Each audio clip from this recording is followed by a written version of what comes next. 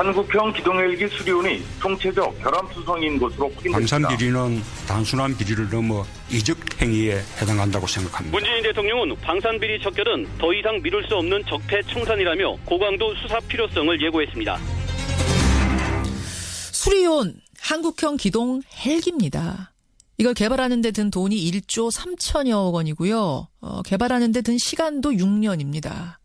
이렇게 천문학적인 돈과 시간을 들여서 만든 수리온이 치명적인 기술 결함을 가지고 있다는 사실을 감사원이 3차 감사 결과 밝혀냈습니다. 빗물이 새고요. 앞 유리가 깨지고요. 프로펠러가 몸통에 부딪힌답니다. 심지어는 비행 중에 엔진이 멈추기도 했습니다. 이거 진짜 제대로 개발한 거 맞습니까? 그런데 감사를 하다 보니까 더 기가 막힌 것들도 많이 발견이 됐습니다. 해외 성능 시험을 나중에 하겠다 약속을 받고 적합 판정을 미리 내줬는데 이게 나중에 성능 기준에 29개가 미달된다는 걸 발견한 겁니다. 그래서 납품을 중단했어요. 근데 어찌된 일인지 2달 만에 납품이 재개가 된 겁니다. 이건 헬기입니다, 여러분. 만약 떨어지면 그 안에 타고 있던 사람은 목숨을 바로 잃을 수 있는 이런 헬기입니다. 과연 이게 지금 정상적인 상황일까요? 군사 전문가 정의당 김종대 의원 연결을 해보겠습니다. 김 의원님 안녕하세요. 네, 안녕하세요. 참 1조 3천여 원을 써서 우리가 개발을 했는데 무슨 유리창 깨지고 빗물 새고 좀 어처구니가 없어요. 네. 이 한국형 수리온 헬기는 안팎의 관심뿐만이 아니라 예. 우리 한국군의 어떤 자존심이라고도 할 수 있는 무기체계입니다. 예. 이게 참여정부 때 체계 개발이 결정돼가지고 대표적인 한국의 명품 무기로 그동안 해왔고 수출까지 예견된다고 과대 포장됐단 말이죠. 수출까지도 우리는 할 수 있다 이랬던 거예요? 그렇습니다. 예. 그다음에 이 헬기를 기본 플랫폼으로 해가지고 앞으로 기동 헬기, 공격 헬기, 해상 작전 헬기로 파생이 돼서 거의 한국군의 전투기를 제외한 회전익 헬기의 어떤 주력으로 다용도로 다목적으로 쓴다 그래가지고 기대가 컸었죠. 예. 그런데 개발 과정에서 저는 근본적으로 설계 결함이 있었다고 봐요. 아주 디자인 자체가 문제가 있었던 것을 계속 은폐하고 야전에 배치를 먼저 함으로써 결국은 부실한 무기 개발로 이후에 더 많은 비용을 떠안게 되는 이런 어떤 한국의 무기 개발에 고질적 문제가 드러난 사건이라고 저는 보고 있습니다. 설계부터 아예 잘못된 거다. 지금 이런 말씀해 주셨어요. 근데 그 문제점이 있었죠. 1차, 2차 감사 2번이나 감사받았었는데 그때는 주로 이제 계약상 문제점 이런 게 발견됐다가 이번 3차 감사에서는 기술적인 결함이 이제 드러난 건데 왜 1, 2차 때는 이런 기술적인 결함까지는 체크를 못한 겁니까? 그때는 여러 가지 물론 사정도 있었습니다. 이제 야전에 배치될 때 원래 결함을 완전히 제거하지 못합니다. 예. 많은 결함 중에서 운용 중에 개선이 가능한 결함들이 있거든요. 그런 것도 있겠죠, 물론. 이럴 경우에는 우리나라가 시험 평가에 많은 기간과 비용을 투입하지 못하는 나라이기 때문에 대부분 운용 중에 개선하는 것으로 하고 사업은 강행이 되는 사례는 매우 흔한데요.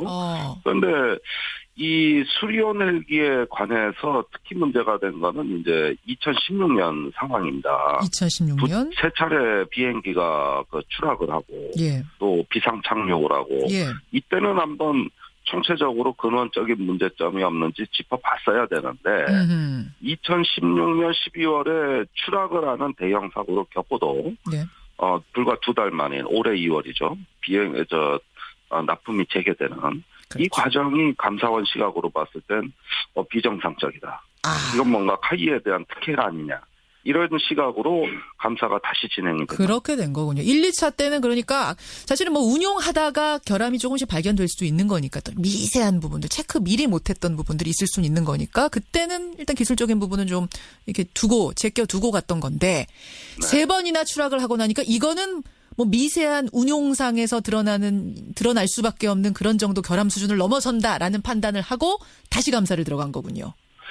예, 그렇습니다. 그런데 그 감사원 감사조차도 오늘 이번에 발표된 게 상당히 문제가 중대한 건 사실입니다만은 저는 감사 자체도 좀 문제가 있다고 봐요. 감사원의 감사도 감사받아야 돼요? 무슨 말씀이세요?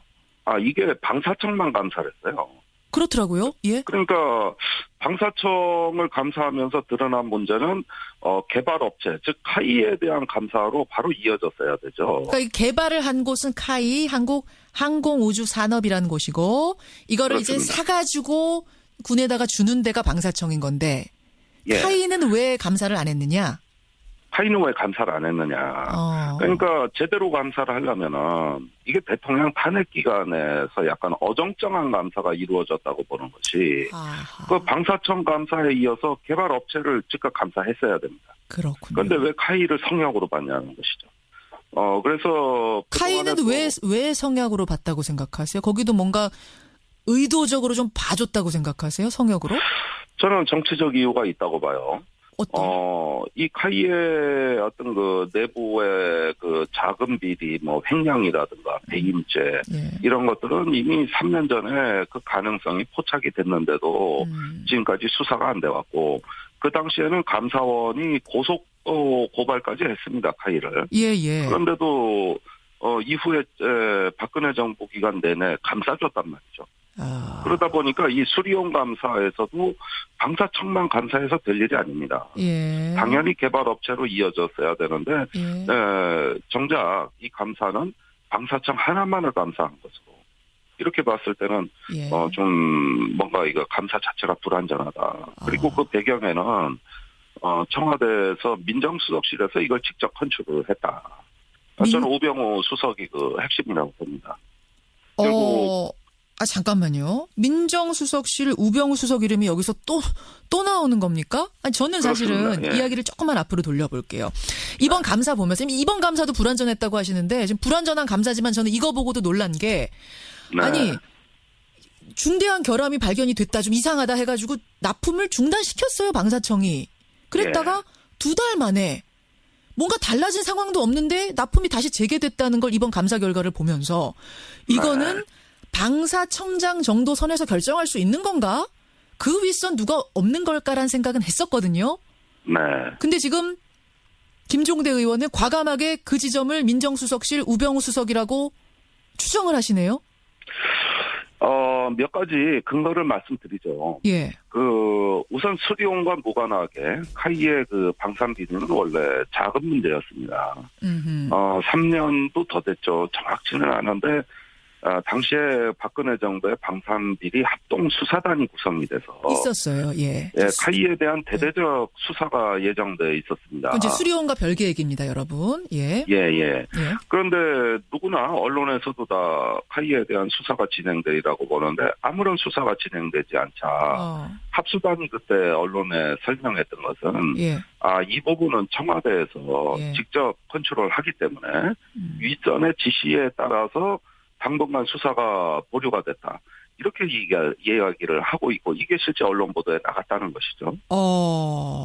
그럴 때 청와대의 방산비리 합수돈을 컨트롤할 수 있던 유일한 단위는 청와대 민정수석실밖에 없습니다.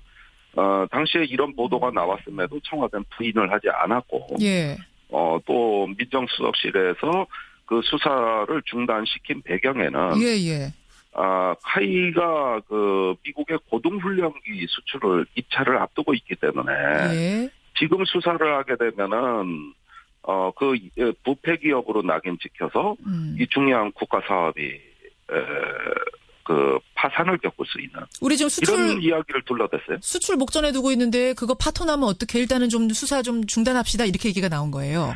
그렇습니다. 그래서 중요한 국가 사업이 결정된 이후로 미룬다는 명분으로 이 수사는 중단이 됐던 것이죠. 그렇군요. 이런 정치적 고려를 감사원이나 검찰이 할 리는 없거든요.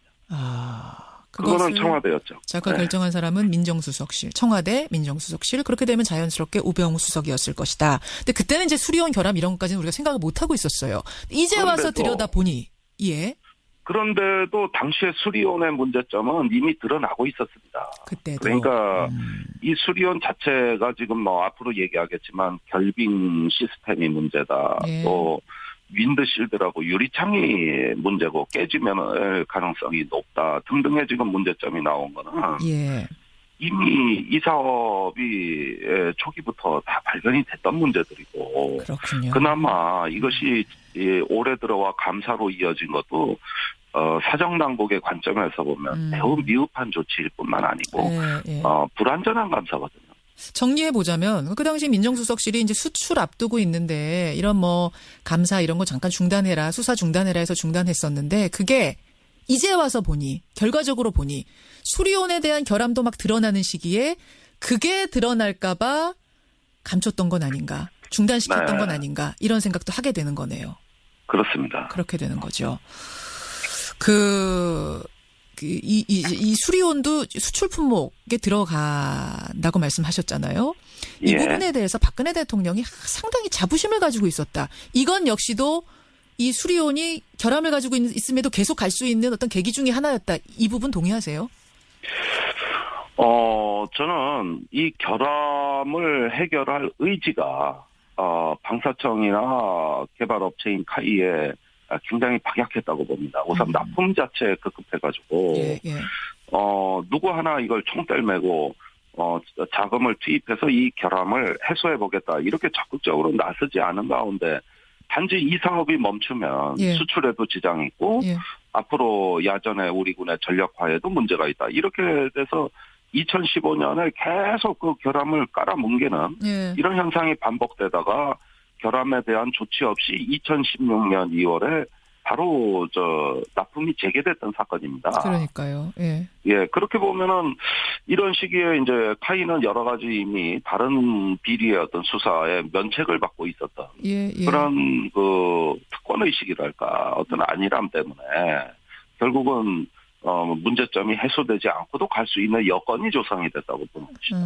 대통령의 어떤 우리 군의 액세서리처럼 수리온이 뭐 쓰였던 건 아닌가. 위신 세우기에 어떤 큰 상징처럼 수리온이 그렇기 때문에 더 건드리지 못했던 건 아닌가. 저는 뭐 그런 생각도 좀 드네요. 종합적으로 보니까. 재작년, 특히 작년에 그 박근혜 대통령이 사천의 카이를 직접 방문하지 않습니까? 그러면서 이제 T-50이라는 훈련기에 대해 우리의 금빛 나래가 드디어 창공을 날았다. 이거 뭐 앞으로 수출하면 500조 경제 효과가 있다. 그러면서 한뜻 체켜 세우고 또 수리온은 한국의 그 국방 연구 개발의 결정체다. 그러면서 이 문제가 된 헬기에 대해서도 굉장히 칭송을 아끼지 않는단 말이죠. 그래서 이걸 뭐 신성장 동력이라고도 했고 창조 경제의 핵심 성공 사례라고도 했고 뭐 좋은 말은 대통령이 와서 다 갖다 붙이는 상황인데. 그런데 이걸 누가 아닙니다. 문제 있습니다. 이 말을 누가 하겠습니까? 그리고 왜 이렇게 미완성의 무기에 대해 가지고 유독 박근혜 대통령의 찬사가 쏟아졌느냐. 그리고 그런 어떤 그 개발 중인 무기 체계에 대해서 이렇게 과도한 대통령의 힘 실어주기 같은 경우는 상당히 정치적 이유가 있는 거거든요. 바로 그 지점까지 이번 감사에 그치지 않고 수사가 이루어져야 되는 게 아닌가. 우리가 이렇게 정리를 해보겠습니다. 김종대 의원님 오늘 고맙습니다. 네, 감사합니다. 국방정무관가세요. 정의당 김종대 의원이었습니다.